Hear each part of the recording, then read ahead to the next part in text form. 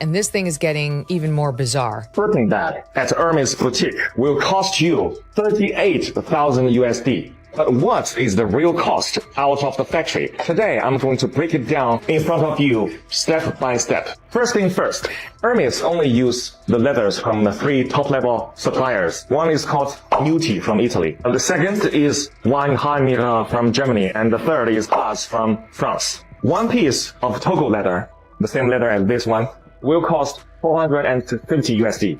Louis Vuitton has always been the gold standard, a brand that practically radiates old-world prestige. Those monogrammed bags weren't just accessories, they were status. You saw them on red carpets, tucked under the arms of celebrities, showcased in high-end boutiques from Paris to Tokyo. But while the world was buying into the fantasy, something very different was going on behind the curtain. Turns out, many of those iconic bags weren't made in artisanal French ateliers. They were built in Chinese factories. From the stitching to the packaging, the work was done overseas, out of sight, and off the record. Yet somehow these same bags ended up stamped with Made in France. The illusion was flawless until the factories themselves decided they'd had enough. And one piece of the leather is only enough to make one Birkin, okay? The thread. And of course, for Hermes Birkin, the thread is also the best top level. It's called Fil al Chinois from France. This is actually the Rolls Royce in thread. For each bag, the cost is 25 USD. And then the hardware. See, this hardware is called 316 hardware. It's also known as the ocean stainless steel because it can withstand. These weren't just routine business breakups. This was a calculated rebellion. According to Megyn Kelly's viral expose, the Chinese manufacturers who had worked silently in the shadows for years didn't just walk away from Louis Vuitton. They set the whole thing on fire. Not over money, which they would have fought for, not over logistics, which they'd already mastered, but over something deeper. Years of being dismissed, disrespected, and erased. These suppliers had allegedly been documenting every slight in real time. Underpayments, last-minute changes, condescending treatment from brand reps, all of it. And they were waiting, not just for revenge, but for impact. So they chose their moment carefully.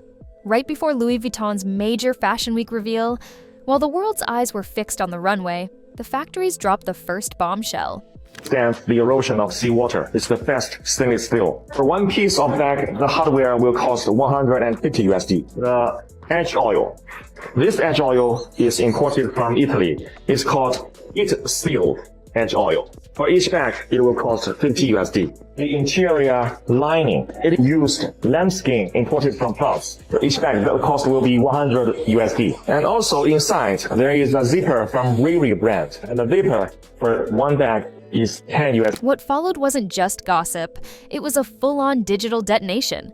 These manufacturers didn't come with vague complaints or blurry screenshots. They came with receipts, literal ones, emails detailing exact orders, shipping logs showing where products really went, internal memos revealing how the branding game was played, and how far Louis Vuitton allegedly went to keep up the illusion. There were payment records showing that bags sold for thousands were being produced for just a few $100s. Start to finish. And despite doing the heavy lifting, these factories were invisible in the final product. No credit, no acknowledgement, not even a footnote. According to Kelly, when quality issues began surfacing, crooked stitches, flimsy zippers, mismatched leather, the blame didn't fall on the brand. It was quietly passed to the very people holding up the operation. For the manufacturers, that was the final insult. So they went public, dropping what Kelly called a digital war chest, a brutal paper trail that tore through Louis Vuitton's carefully constructed image. Most of them are made in China, and most of them are made in our factory. Yeah, I'm telling you. But why these luxury brands never tell you that? Because they are trying to pretend to be products of some sophisticated European countries like Italy or... We are going to be successful. In a few weeks, the shop was open. We sell the most expensive products in a country where everybody was going by. The fallout was immediate and visible. Louis Vuitton stores in major cities reportedly saw a drop in foot traffic. But the bigger shift was happening online. Influencers, once eager to flaunt their LV pieces, suddenly went quiet. Kylie Jenner, who used to be a staple in the brand's social media promotions, hadn't been seen in anything by Louis Vuitton in weeks. Her recent posts featured vintage pieces and off-label styles. A silent pivot, but a noticeable one. Kim Kardashian, another longtime face of the brand, was said to be under pressure from her PR team to pause all public association with LV until the backlash cooled down. And the backlash wasn't subtle. Behind the scenes, Hollywood stylists were reportedly sharing a growing blacklist, a quiet warning, don't dress your clients in Louis Vuitton. Not now, not with this heat. One unnamed actress even backed out of a major LV campaign, citing a reputational emergency. And then came the whispers that even Beyoncé had passed on a custom LV look for her Renaissance film premiere.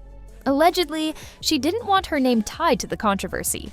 A slowdown and a contraction in the global luxury market. About 50 million people either opted out or were forced out of the luxury market over the past 2 years. I do feel people started to get tired of purchasing products and realize that we just bought too much. And it didn't really make us happy. While celebrities were pulling away in silence, Gen Z made noise. A lot of it. TikTok exploded with a trend called the #LVPG challenge, short for Louis Vuitton Purge. It wasn't just a boycott, it was a public rejection. People weren't just selling their bags, they were burning them, cutting them up, trashing them on camera. Young buyers, once obsessed with owning a piece of high fashion, were now leading the charge to tear it all down.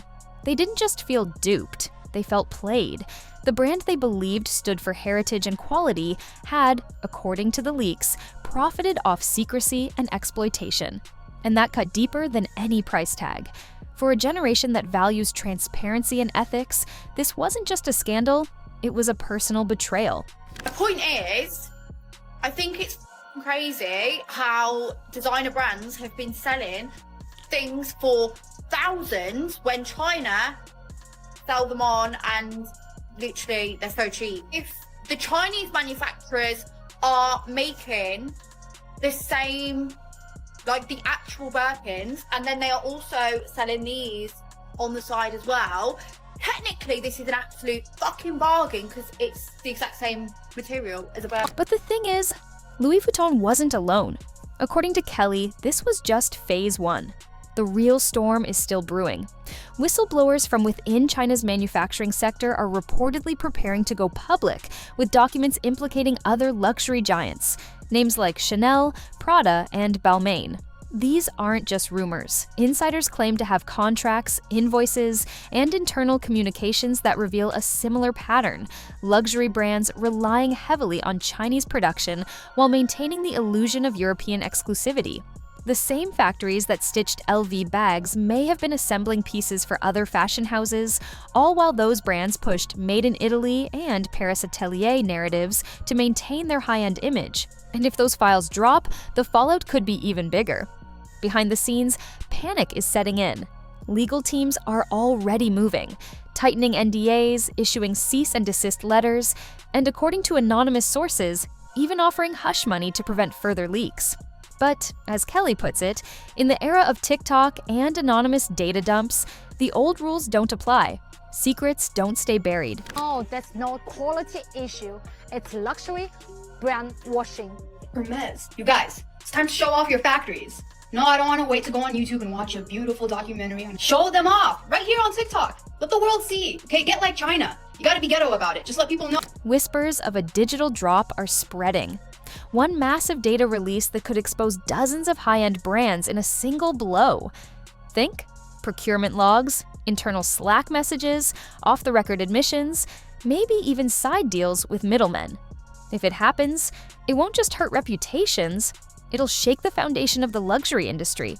This isn't just a scandal, it's what Megyn Kelly calls the Great Fashion Reckoning. A full-blown identity crisis for an industry built on mystique, status, and carefully curated lies. For decades, luxury meant exclusivity. It meant heritage. It meant something real. But now, a $1,000 handbag starts to look suspiciously similar to its $50 dupe, especially when you realize they might have come from the same building. Consumers are asking harder questions, not just about quality, but about ethics, authenticity, and the value of the story behind the brand. And when that story falls apart, so does the price tag. De l'entrée, on me donne des morceaux de cuir jusqu'au moment où je vais avoir livré ma pièce. Je veux pas qu'on reproduise un geste de façon indéfinie en se disant bon bah je fais toujours ce même geste et donc, je pense qu'on est vraiment là pour apprendre un métier et pas des. So where does that leave Louis Vuitton? According to Kelly, this was never just about one brand. It was about the illusion holding an entire industry together. And now that illusion has cracked. Whether every single claim is confirmed or not, the emotional damage is done. The trust is broken. The mystique is fading. What was once seen as the pinnacle of status is now being dissected in TikTok threads and Reddit forums. And if Louis Vuitton, the crown jewel of European luxury, can be brought down by its own secrets, who's next? Kelly's final warning is simple but chilling. Louis Vuitton is just the first domino. It won't be the last. So now the question's yours. Is luxury still luxury if it's built on lies? Drop your thoughts in the comments. We're reading every one. And if you want the truth behind the next big fashion fallout before it hits the headlines, make sure to hit that like button, subscribe, and turn on notifications. This story isn't over, it's just getting started.